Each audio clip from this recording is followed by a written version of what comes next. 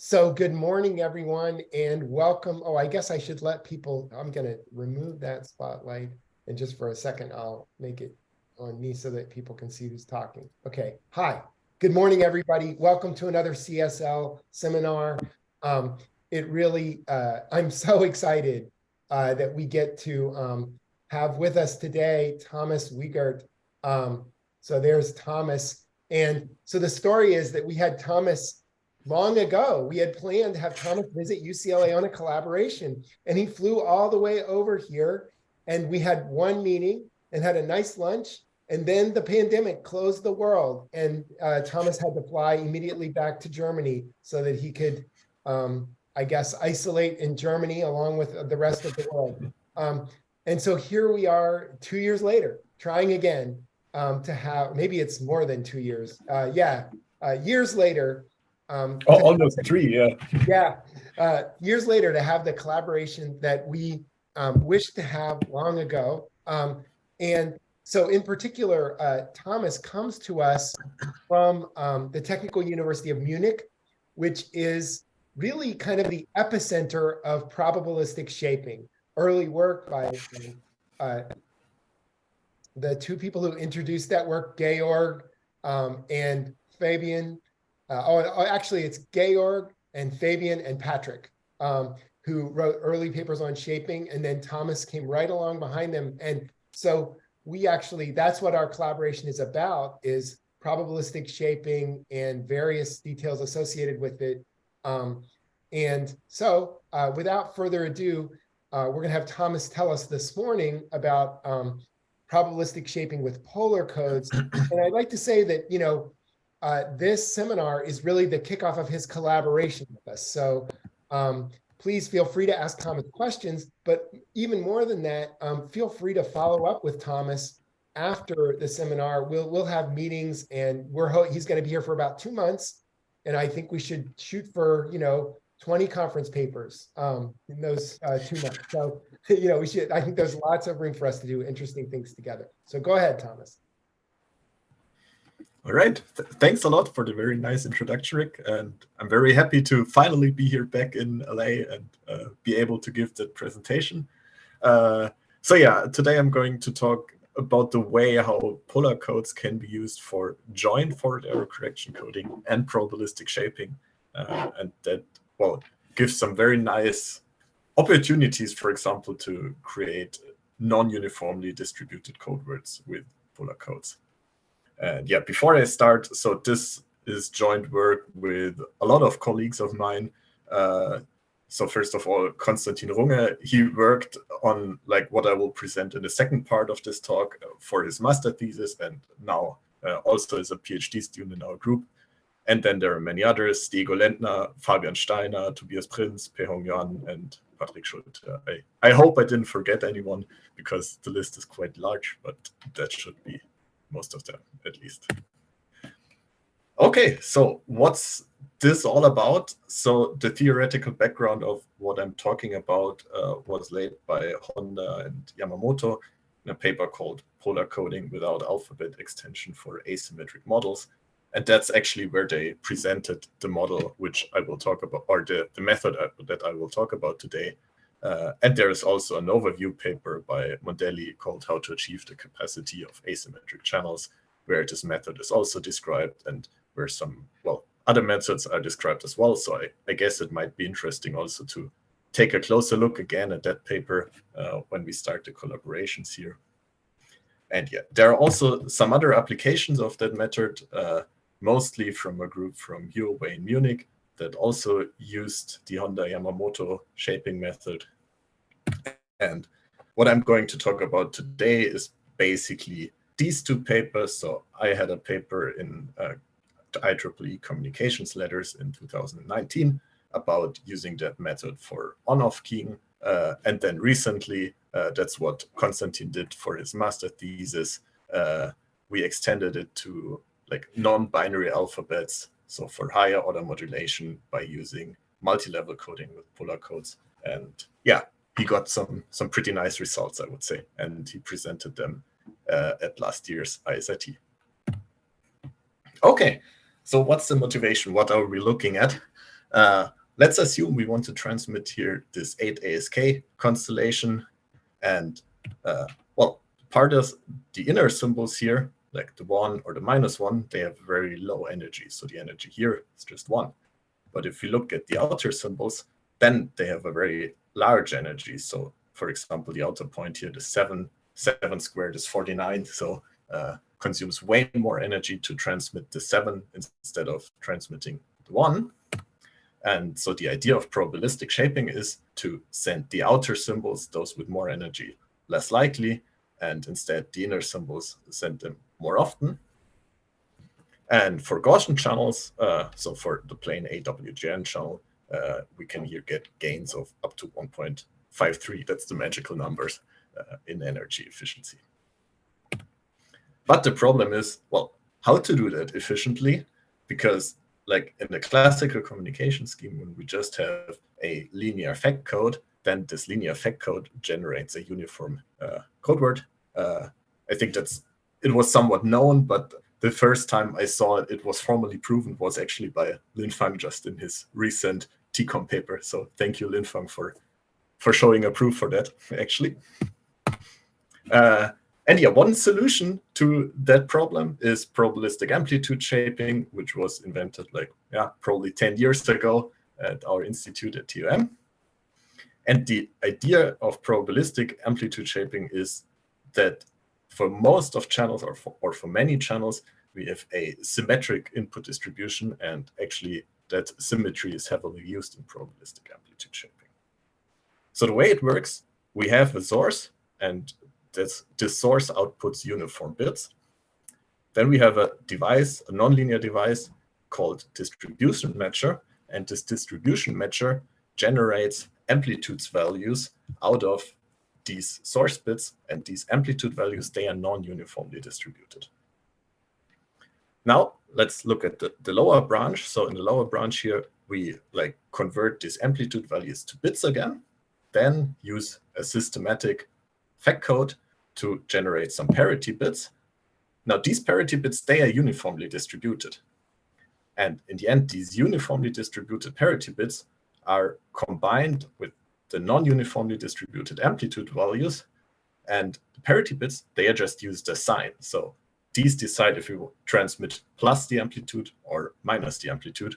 And that way, with pass, we can generate any symmetric distribution, but still like have the fact code at the end of the channel, such that we can like correct errors that happen during the channel. And then in the end, like when we do decoding, we can go back through the distribution matcher. But here we are in the error-free regime, hopefully. And that's why pass is so powerful. Okay, let's look at a second example. The example that I was working on with polar codes is on-off keying. So where we just transmit either a 0 or some amplitude value A, so either on or off. Well, what's the optimal distribution here? Here, clearly, we can't have any symmetric distribution, and the optimal input distribution is actually highly asymmetric, depending, of course, on the SNR where we are. But for example, down here at the rate of, for example, 0.25, we could gain around 2 dB by just having a asymmetric distribution. But, well, we can't do that with pass. So there is no symmetry in here that we can use. So pass we can't use. But luckily, well, with polar codes, it works. And that's what I'm going to talk about now. Yeah, maybe any questions up to now?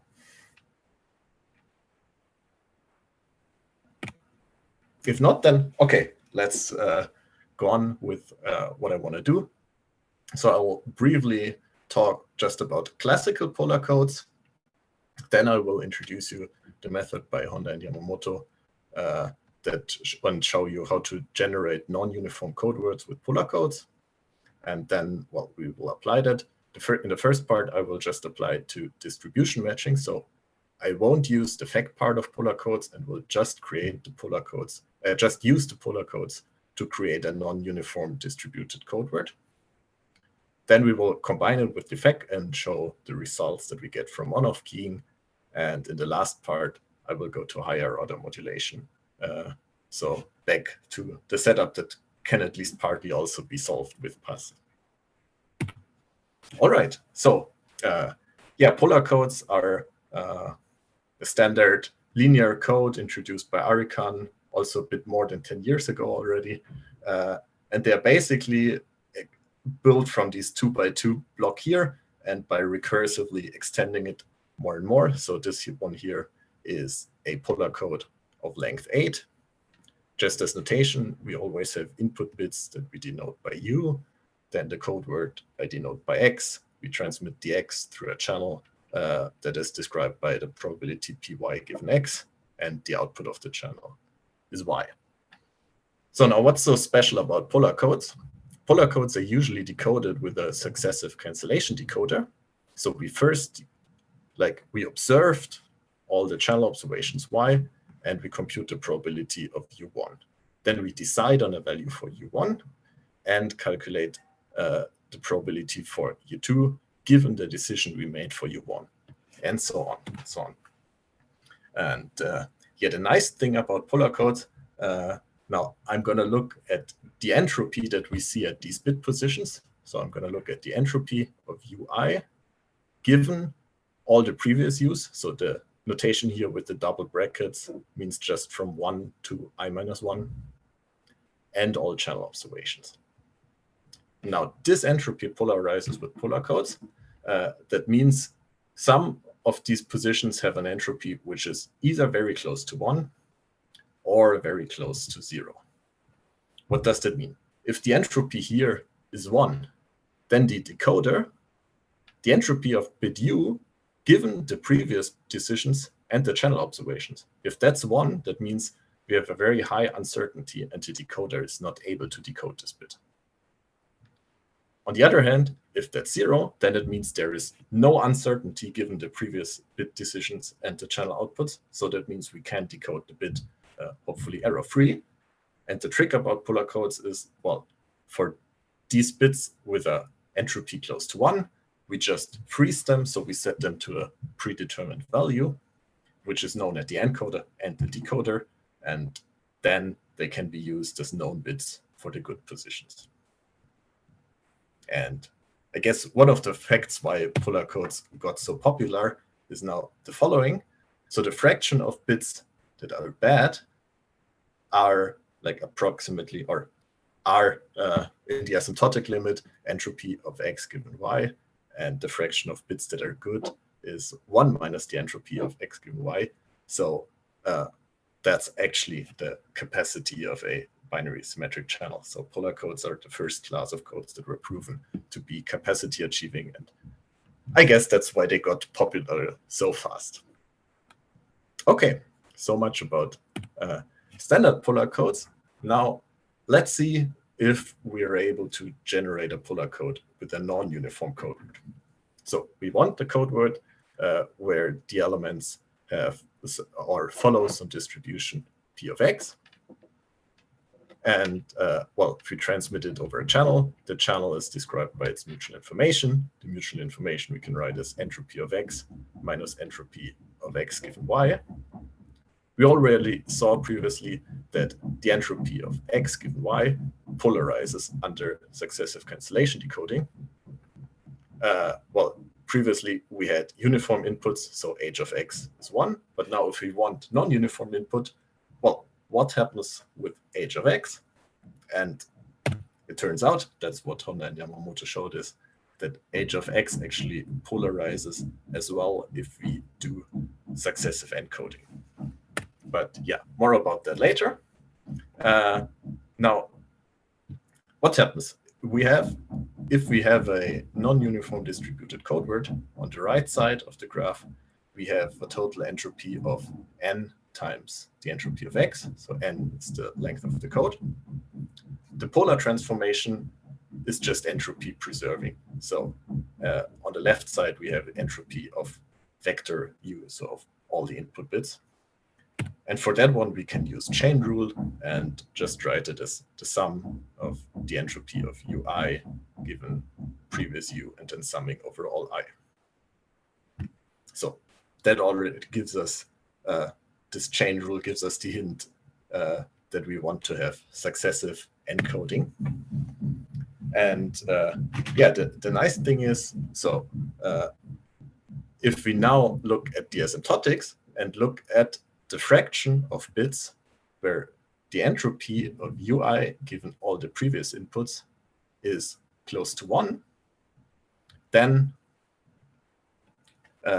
this number turns or gets to the entropy of x.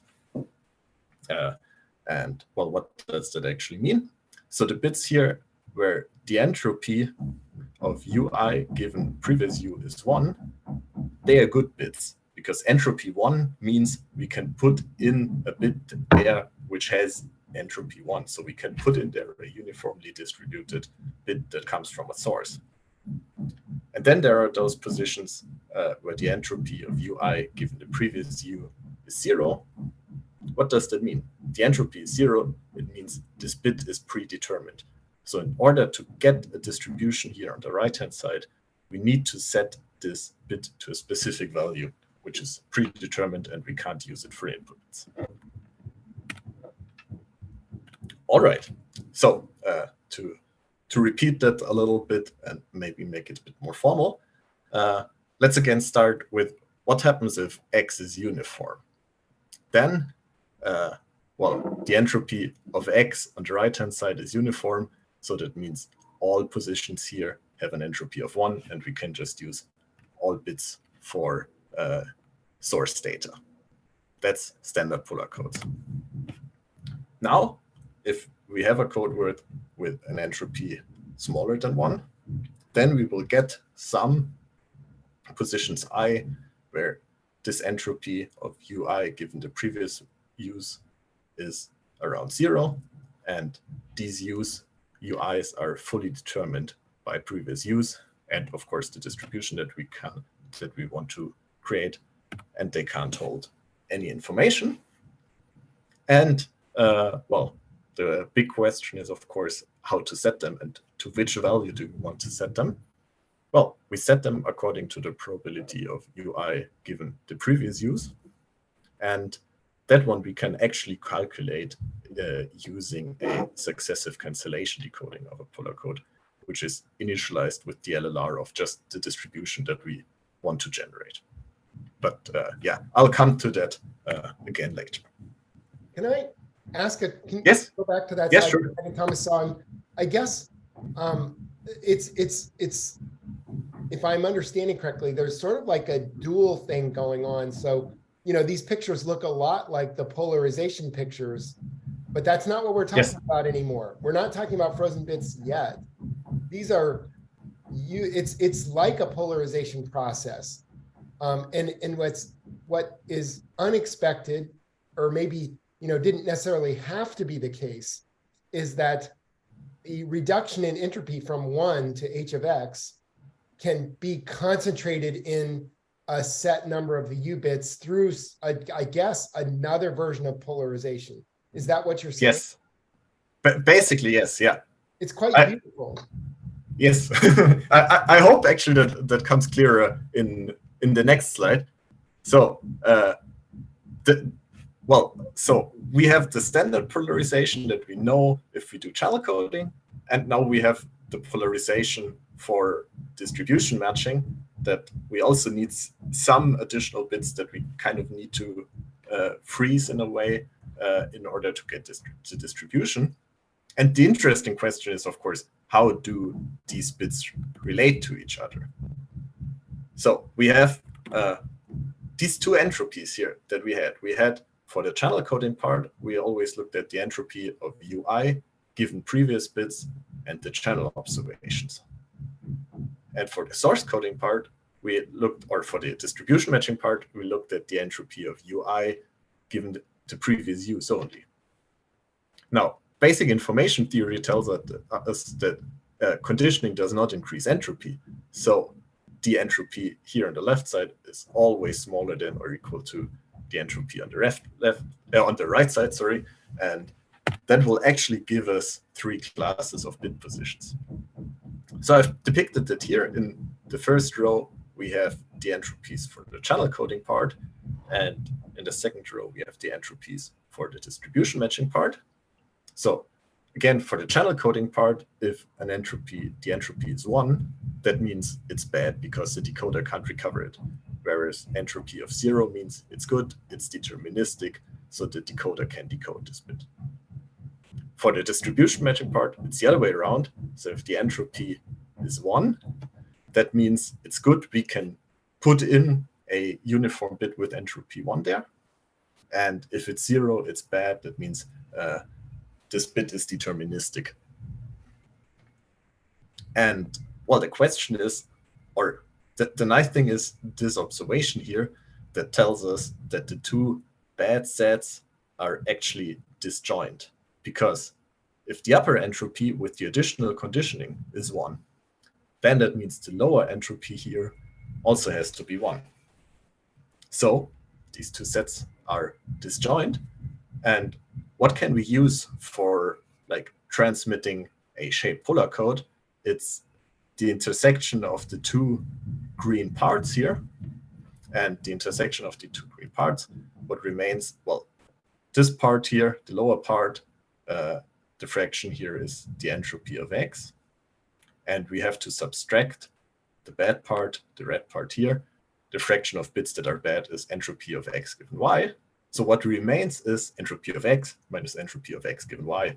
And that's the mutual information of a channel. So we can actually achieve capacity with this scheme here on any asymmetric binary channel, not only symmetric binary channel, but now also asymmetric. And yeah, just some notation. I will define three sets here. So the first set is the D set. That's the set of, I call them deterministic bits.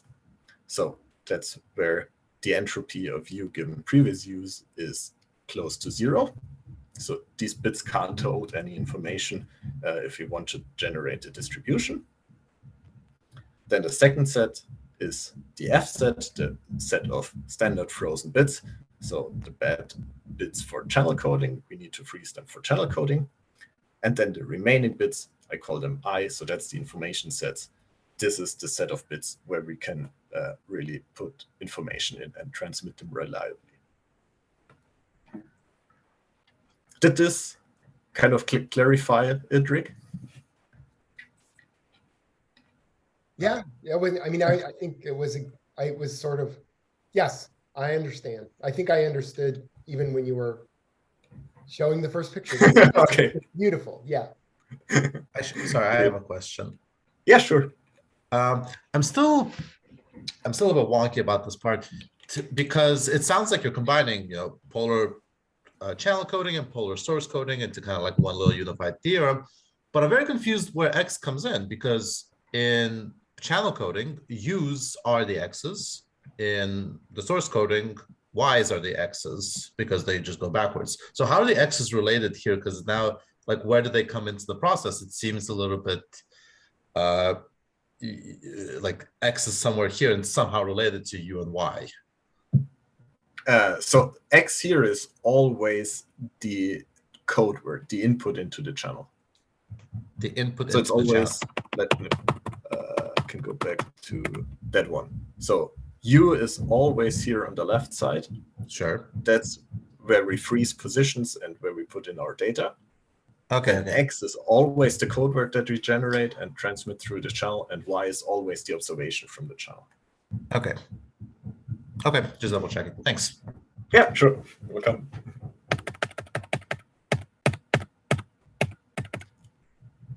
Okay, so yeah, now we have this three sets, but the question is, of course, how do we do encoding? How do we determine, especially the bits here in the D set, because the F set, okay, is known. We just set them to 0, and the decoder also knows that. The I bits, we put information, but the interesting question is how to select these bits that are deterministic. So we have, as I said before, like a distribution Px, and that induces a distribution Pu. But Rick, you're muted, I think. Yeah, I wanted to just go back to that other slide for just a second. I think this is like the coat of arms. So what I want to do is just take a quick picture. I'm going to do a screenshot. Yeah, smile. Excellent. Okay, continue. Okay, great. So this distribution px that we want to create, that also translates just via the polar transform into a distribution on pu, but now onto the whole vector pu. And the question is, how do we generate a u that contains data and fulfills this constraint on the distribution? And well, the trick is, again, like using good old chain rule and use a polar SC decoder, which we initialize just with the distribution that we want to generate. So with DLLR px of 0 over px of 1. And then what does this decoder output? If we let it run for the first bit, it outputs p u1. We decide for a u1, feed it back into the decoder. Then for the next bit, the decoder outputs p u2 given u1. So given the u1 that we selected, and so on. And like in general, like on the ith position, it outputs p uy given all the previous decisions we made for u1 to ui minus 1. So it actually gives us the probability that we need to set these deterministic bits. So how we choose ui at position I? Well, if it's an information bit, then we just fill it with data. If it's a frozen bit, then we set it to a predetermined value, which is also known as a decoder. Standard way is just set it to 0. And if it's in the deterministic set, well, then just we ask the decoder, ask it for PY given previous use, and take the most likely. So if 0 is more likely, then we set it to 0. If 1 is more likely, we set it to 1. And the good part at the decoder, we know, like, if these for the positions in a D set, the entropy is 1. Is 0. That means for the decoder, the entropy is also 0. So these are bits that the decoder can decode reliably, because we fill it with some data that is not known to the decoder, but the decoder is able to decode it. So that's why also the decoder works. Okay, so at the end of encoding, we get a U, which has a distribution according to P vector U. Then we just apply the polar transform and get a code word X with elements that are distributed according to the distribution that we want. Okay, so goal achieved. Question, Thomas, since we're yes, because you know what we really, one of the things that we're talking about doing is performing a similar type of shaping, but perhaps using an LDPC code instead of a polar code. And this idea, it strikes me, okay? Like, suppose I build this polar code, and again, if you could go back to that beautiful picture. That one? Yeah. So the bits that are, think about the frozen bits part and the section that runs from the beginning of the frozen bits to the beginning of the shaping bits, okay? So yeah, so this part. Yeah, so you could think of that as an unspecified, like, it's kind of like a matrix, a generator matrix that does that. And then separately, we have the shaping bits that have a particular connection. All the connections, if you think about a bipartite graph from X to U, the connections of the bipartite graph from the X's to the U's are determined by the polar, kernels. You know what those connections are. Do you know what I'm saying? Yeah. So I'm just saying that actually the connections for the frozen bits and the not frozen but not shaping bits, I could actually make that anything I want as long as I leave the polar shaping, the shaping connections the same. I could still, I guess what I'm saying is we could design an LDPC code that handles that part except for the shaping bits, but leave the polar connections for the shaping bits and perhaps still do the shaping using the polar decoder. That's not really a fair question. I will. Yes. But I think I get the point. Yeah. Yes. Okay. All right. I will. I just didn't want to forget that possibility. I'll let you continue. Thank you. Okay. So where were we? Here. Yeah. Okay. So much about the background, and now let's start to look at some numerical evaluations to see how it performs. So in the first part, I again just use the polar codes for distribution matching. So there is no transmission over a channel, and there is no FEC. So the frozen set is just an empty set. And all that we want to do is to create a code word X with a target distribution PX. Now, the asymptotic limit of bits that we need to be deterministic is, well, n times 1 minus the entropy of X. And the question is, of course, how good is that target distribution achieved in a finite length code? Because, okay, asymptotically it polarizes, but is it any good? And well, to analyze that, we look at the rate loss of the distribution matcher here. And to do that, we fix a so-called matching rate. So the matching rate is just the size of the D set over the length of the code. That means if we fix the matching rate, we can generate a target distribution with an entropy equal to the matching rate. So the matching rate is directly linked to the distribution that we're able to generate. Now we can just use a polar code with that matching rate and this distribution and see what distribution we generate. Then calculate the entropy of the empirical distribution. Yes.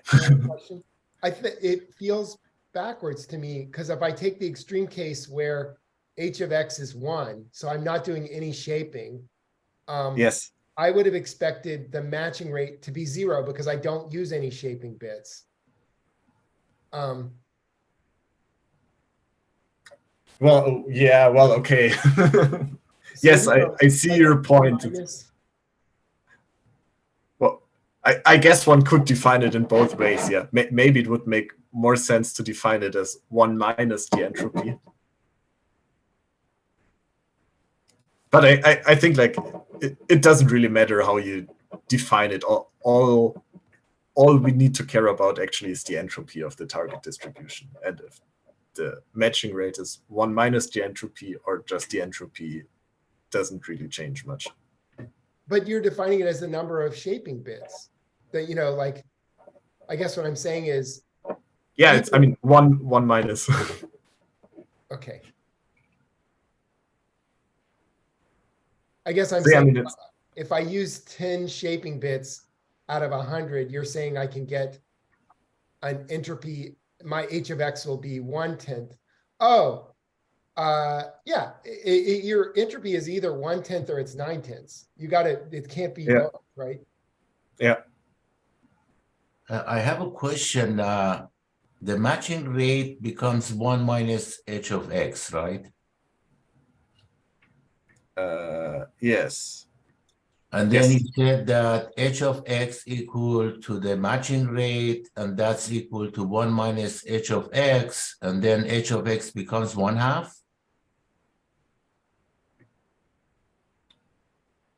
Sorry, can you repeat it again? Okay, you had matching rate equal to magnitude d over n, which is 1 minus h of x. Yes. And then you had target distribution h of x equal to matching rate, but matching rate is 1 minus h of x. I think there's just a 1 minus error. The second Yes, yeah, I a 1 think minus error here or typo. So there is something wrong. Yeah.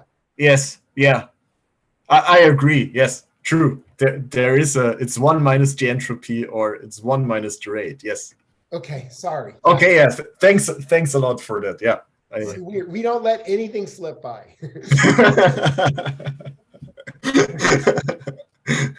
I'm not sure if I made the mistake in the paper or when creating the slides, so maybe the reviewers of the paper also didn't see it.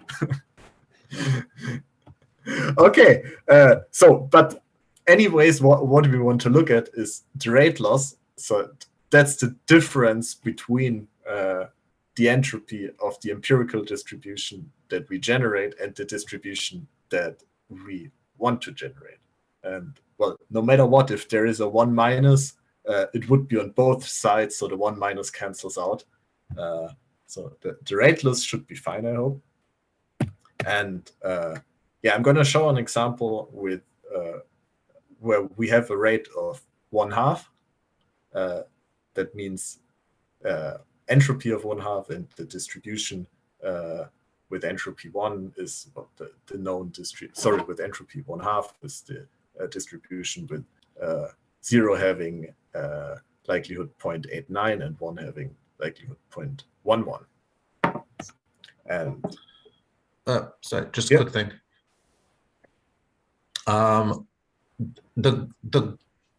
The empirical entropy will always be a rate loss, so it'll always be smaller. Is that what you're saying? Or it can empirically, because again, just because the limit goes to that, is it bounded below by the limit, or does it not like shrivel around? So I mean, no, the empirical distribution that we generate is always more uniform than the target distribution. So it always has a higher entropy. Okay. But it's a good question if you can show that properly. Okay. I mean, it kind of makes sense, because why should we perform better in the finite length regime than in the asymptotics? But we're trying to hit a target. It's like we're not trying to just be non-uniform. We're trying to hit a target of a probability.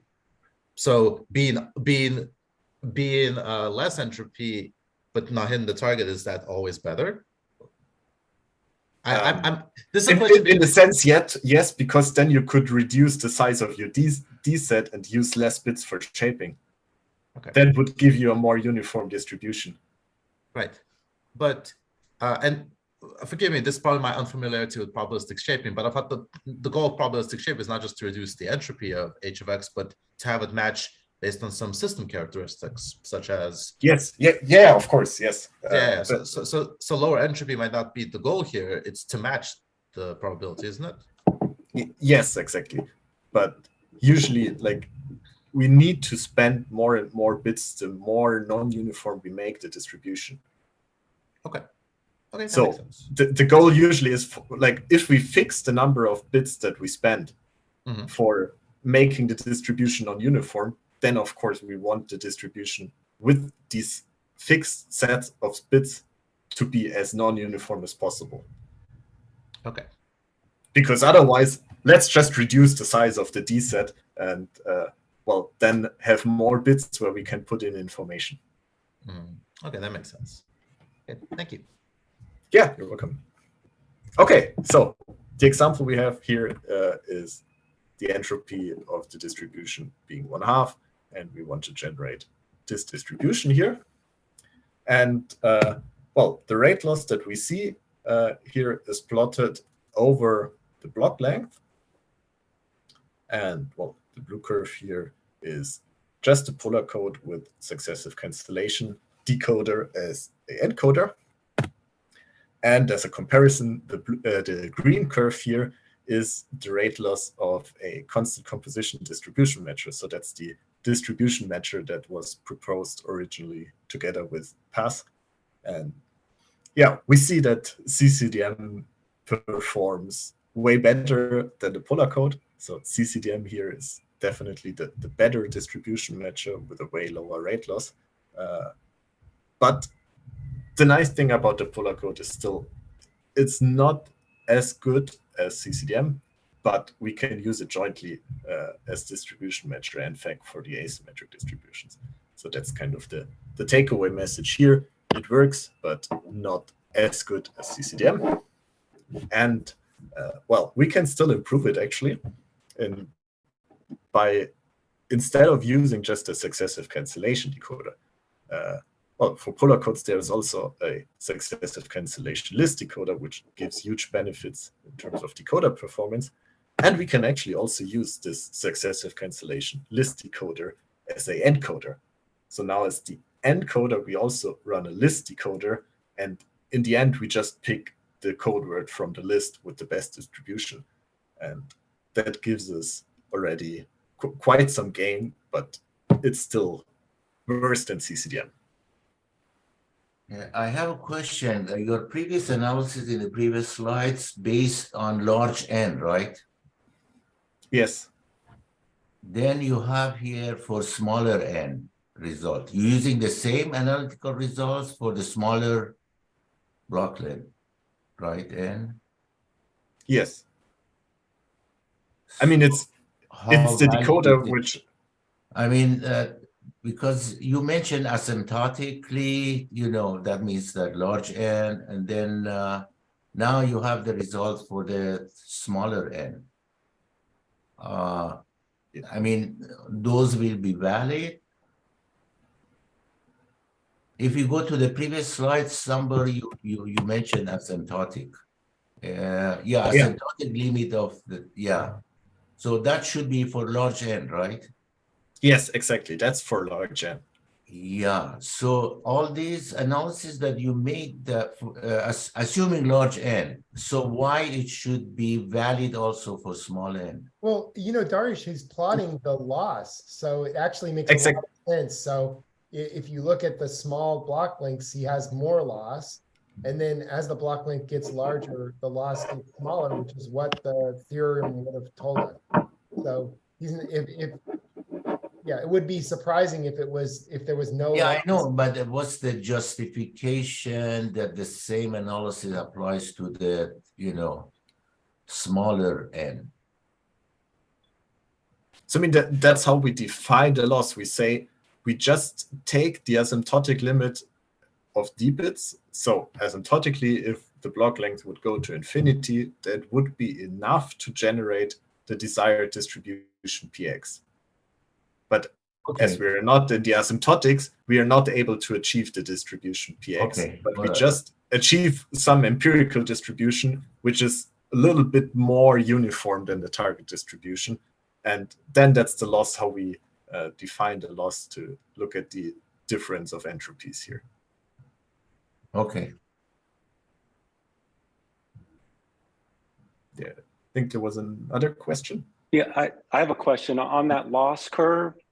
Do you have a feel for the improvement you would get if you increase L from 32 to say 1024? I guess it would again improve, but probably it's just like a linear shift to the bottom, like we see here. I think it wouldn't improve the slope or so. But that's just a feeling, actually. So. Okay, thank you. Okay. So, I mean, it sounds like sorry, I'd like to ask another question.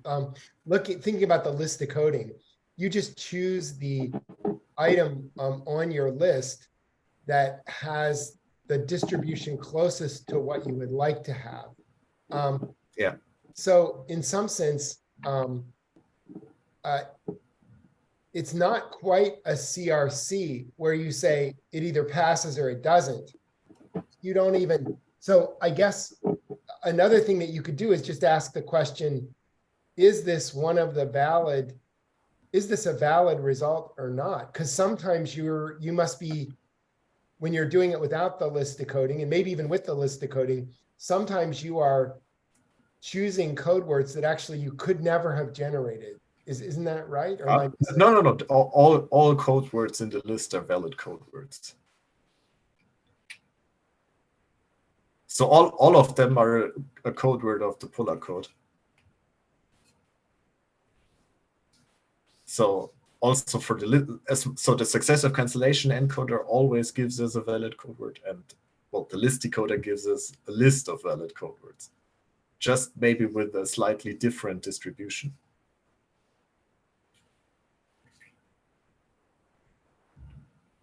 So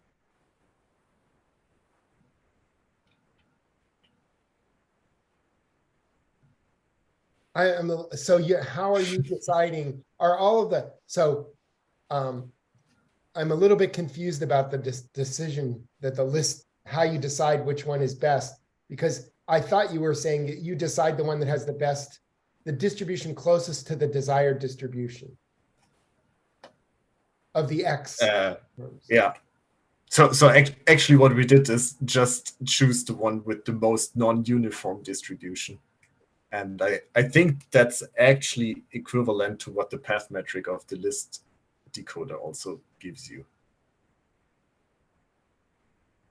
Because yeah, I would think you would choose the one with the most, that it would depend on the, shouldn't your choice be based not only on the distribution that you produced? Because I guess all of the code words, at the end of the day, all of the code words are equally likely, because your U bits are uniform and all the code words are equally likely. So actually, once you've generated the code book, it doesn't really, the distribution that you produce of one code word versus another shouldn't make it more or less preferable. Are you also somehow including the observations, the Y, and choosing the code word that is most likely given the observations, or not? No, there is no Y yet here. That's just plain distribution measuring. So maybe let me go back. So here it's just for these positions at the encoder where we choose the positions in the deterministic set. Oh, I'm sorry. The successive cancellation decoder just chooses the most likely. And the list encoder or list decoder at the encoder just branches a list here. And then in the end, we just have a list over different choices of these deterministic bits. When you use a larger list, I'm sorry, I made a mistake. And now this has really helped me. So really, when you use the list decoder, you are changing your distribution matcher. And it's a better distribution matcher because you're considering more possibilities to find a better code book. I got confused and was thinking about the actual decoder, but we're just not there yet. Okay. Yes, it's just for the distribution matcher. Got it. Thank you. Good. So then let's move on to now combining the distribution matcher. I guess now that, you know what? Now that I understand better, I think if your list gets infinitely large, you will become the CCDM. And so you're going to hit that curve because you'll look at every freaking possible code word and find the ones that have exactly the constant composition code book. Yeah, but I guess we could also get better. So I mean, CCDM doesn't need to be the boundary in the finite length regime. Okay, I guess, so you can at least achieve the CCDM curve with an Okay. Yep. Okay, so now for the joint setup, as promised before, I will look at on-off keying. So we transmit either 0 or some amplitude value A. And I have two examples, one with a very long block length of 65,000 bits and a transmission rate of 1/4, and a second example for a shorter block length with length 1024 and rate 2/3. So yeah, for the first one, I actually choose it because there we had some comparison curves with the LEPC codes and also a shaping approach with the LEPC codes. So let me first start with the uniform curves here. So the green one is uniform successive cancellation decoding. The red one is uniform successive cancellation list decoding with a CRC with a polar code. So there we see quite a big gain.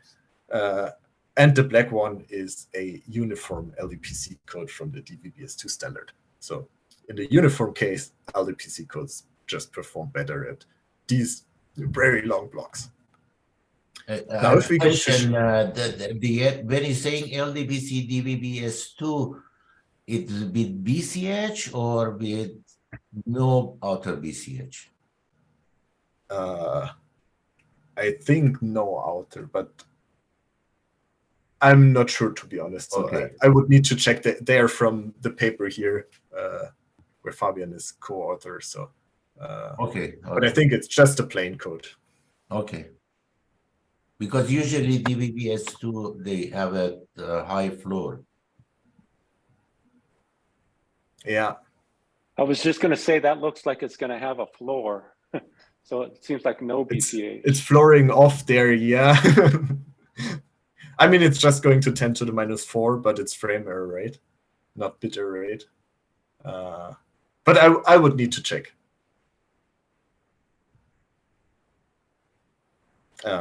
Okay, yeah, but anyway, so what they did in this paper here, they tried to like use that on-off keying setup that I also have and shape the LDPC code, and they have two time sharing schemes. So the first scheme they called time sharing 1. They just use a distribution matcher to shape the information part and then use systematic encoding. So that means at least the part is shaped, and well, of course, the parity bits, they're just uniformly distributed. So the gain is not too big. But they also have a second scheme, which they called time sharing 2. Here they did the same, but they used different amplitudes for the systematic part and the parity part. And by that could gain quite a lot. But yeah, now the interesting question, of course, is what can the polar code do? If we just use successive cancellation, encoding and decoding, then we end up here with the solid green curve. Well, somewhat in between, and especially the slope is way worse than the LDPC code. But now if we use successive cancellation list, encoding and decoding, so that's with list size 32 at encoder and decoder, and a small CRC at the decoder, then we get definitely way better than the LDPC code. But the slope is still worse. So that's the standard polar code effect. And yeah, just to see, we can get better by ranking up the list size. So now here, for example, we have the last curve is with list size of 256. There we will definitely beat the LDPC. At the end of the day, like after you run the SCL decoder and you find your shaping, there is actually a mapping for each set of sort of actual information bits, including the frozen bits and the shaping bits, so to speak. You could think of it, you could have it be a big table lookup, if you know what I'm saying. Yes, kind of. Probably, yes. It's probably too hard to do, but in fact, in your actual decoder, you're going to run the same list decoder to find the right code word. Okay. All right. Thank you. Okay. What's the theoretical limit? What is the theoretical limit on this code? I forgot to add it here, but it was around -2 dB. So okay. I think a little bit lower, but we're really pretty close. The waterfall of the polar code is really close. Thank you. I have also a question regarding comparing LDPC with the polar here and all those curves that you have. What's the minimum distance of these polar codes compared to LDPC code? Because look at that, you know, waterfall region, the slope for the LDPC and polar are different, I guess. I guess yes, they should be different, but I don't know numbers, to be honest. So I mean, for the polar codes, it's hard to find minimum distance. Okay. So I mean, so just again, in the interest of generating ideas for our collaboration, I draw a connection between the shaping bits and a CRC. And so this is a bad idea, but I could say, oh, well, we've done this thing where we just find the CRC that maximizes the distance. Why don't we just find a CRC that improves the shaping? Really dumb idea, probably, because the CRC is linear and I will end up with no shaping at all. It'll just get a different uniform code. So that's dumb. But you're doing this pretty hard list decoding to get the shaping. And I feel like that could be a machine learning or neural network problem where you tell the neural network, like, for all these U's, I want you to find a mapping. I don't care what it is. And it should be really nonlinear. That gives me a great shape distribution. And you just run a machine learning algorithm and it gives you a network that does that would be highly nonlinear, because it doesn't have to be, the reason why that you're using the list decoding is that, anyway, do you see what I'm saying? That might be something for us to look at, is machine learning generated shaping maps. Partly, yes, but I mean, it still needs to be a code word of a code that you can decode at the decoder. But Right, he I said guess then to you're select saying, the how would I use. build the decoder? But I guess what I'm saying is that for every input bit, I have mapped to it a pattern of shaping bits. Like if you give me the first Ah, view, yeah. I know what the other ones have to be. Of course, Okay, yes.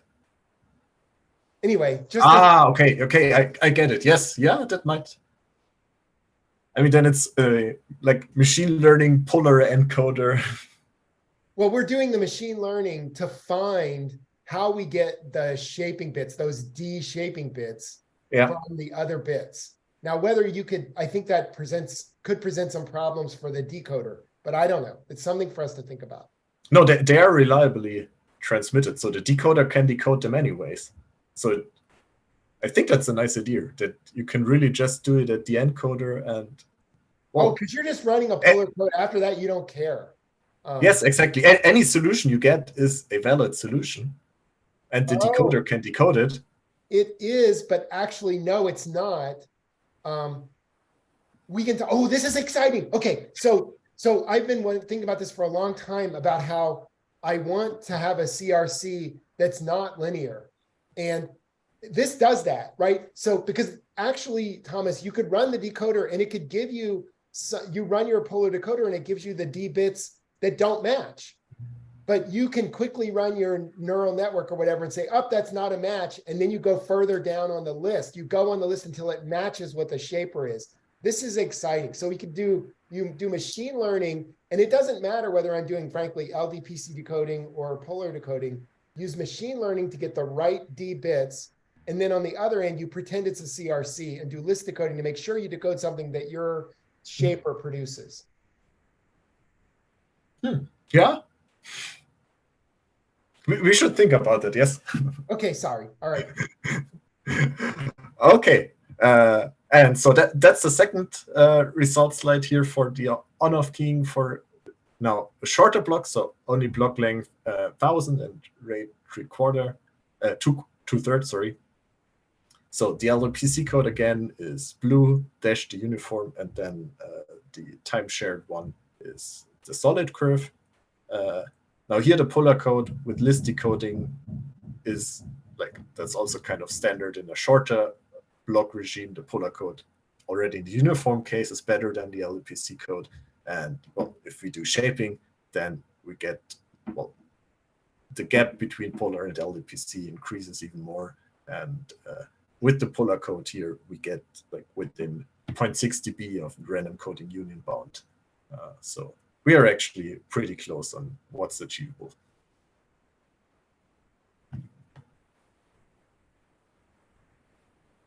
All right. Then what does timing say, Rick? We usually have 1 hour, right? Oh, yes. I'm sorry. How are you doing? I guess we've had a lot. I've interrupted a lot. I think people who need to leave for a 10 o'clock class or something can go. But if you'd like to, how close are you to finishing? I know these are some results.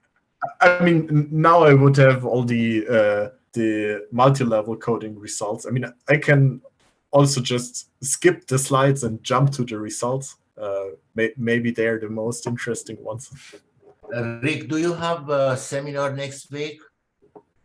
I don't think we have a. You have your seminar. Qualcomm. It's your Qualcomm Oh, right. I'm talk. giving a seminar at Qualcomm next week. I see. Um, No, because I thought that maybe Thomas continues his talk for another seminar. I think that's a great idea, Thomas, rather than have you rush, because this has really been fantastic and given people a lot to think about. Do you want to come back in a couple of weeks and take us through the results? Yes, we, in more we, depth? we could also do that. Then I will just do, so that was part one, basically. Then I could do part two. I don't know, next seminar, whenever it fits. Right. Next week, by the way, yeah, I'll be speaking at Qualcomm, and it's not publicly available, but everybody who's in our group can go. And that link, I'll make it available through email or through the Slack. Really, anybody on the Slack channel can go. Lev, if you want to come, you can come. I'm sure it'll be fine. So I'll provide that information. We're just not going to put it on the website. And yeah, so Thomas, why don't you give us a closing for part one, and we'll bring you back in a couple of weeks for a part two. Okay.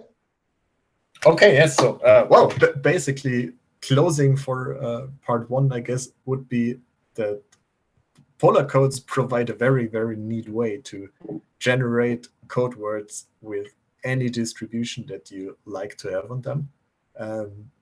They're like kind of nice in two ways. Like the first way is they are proven to be capacity achieving in that setting. So they achieve capacity of any binary asymmetric channel.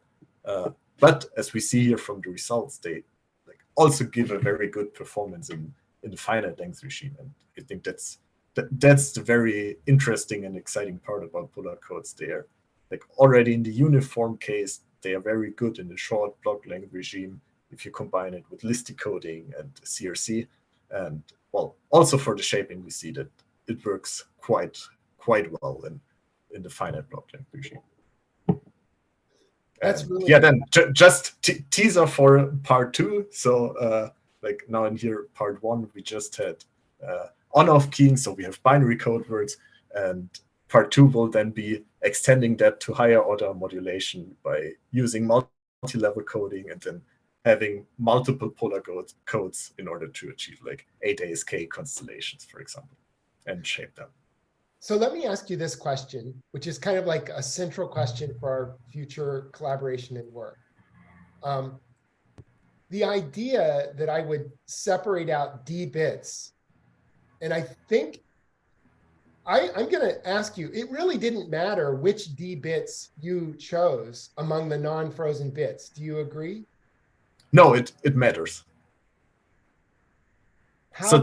Yeah, tell me about that. It's like for the standard frozen bits for channel coding that there are some very specific bits that are bad and some very specific bits that are good, and the same also applies for the D bits used for shaping. And they just happen to be at the other end? Well, I mean, like information theory tells us they don't overlap, and well, if we look at it empirically, then yes, they are rather at the end of the code word. But it's kind of like also the frozen bits of a polar code for channel coding, they are rather at the beginning, but also some bits are in between, and the same somewhat also happens for shaping. So most of them are concentrated at the end, but there are also some rare positions in the middle that we need to so you're saying if you have a different code that's not a polar code, that you can't just take any D bits and expect that you're going to get a good result. No. Of shaping. Yeah, you need to choose them carefully. I think you already get quite a good performance if you just select the D last bits in the polar code, because they have the most influence on the distribution. Excellent. But yeah. Okay, thank you. I guess with that, I will close unless someone else has another final question before we end our talk for today. Yes. Well, I had a couple. Again, not familiar with probabilistic shaping. So this might be given to some of the people here. Is it common that when you're trying to do probabilistic shaping, there is this kind of rate loss? Because now the shaping bits you can't use for information. Is this? Yeah. common? Okay. Yes. And my second question, and it kind of builds off you said you're using multi-level polar codes later on for non-binary channels, essentially. Yeah. But theoretically, if we can you go, I forgot which page. Well, can you go to the next page? Yeah. Right. So no, sorry, this page. So the distribution of the channel P of X invokes the distribution on P of U that you want. Yes. Now you don't get it directly; you get it as this chain rule. But theoretically, couldn't you just right before this just have another distribution matcher that would be easier because the information bits is much smaller set, so the distribution matcher is less complex, which could be another polar code. So couldn't you just instead of using the D's, you could just use them all together? Because again, you're trying to match a distribution here. And then you could just keep recursively doing it and becomes easier and easier and easier, which again is the same thing as what a polar code is. You could kind of at certain points have certain distributions at certain layers of the polar code.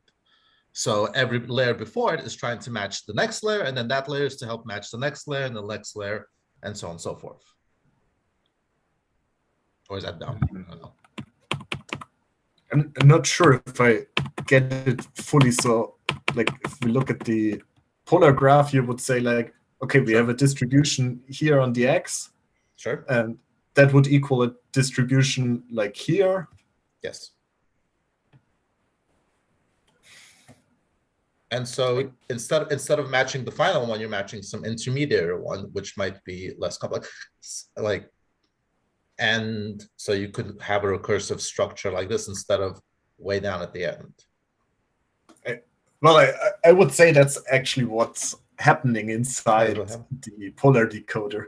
I mean, it always recursively, like when decoding U1, it like merges back to the tree and looks which information we need, and it actually stores intermediate values.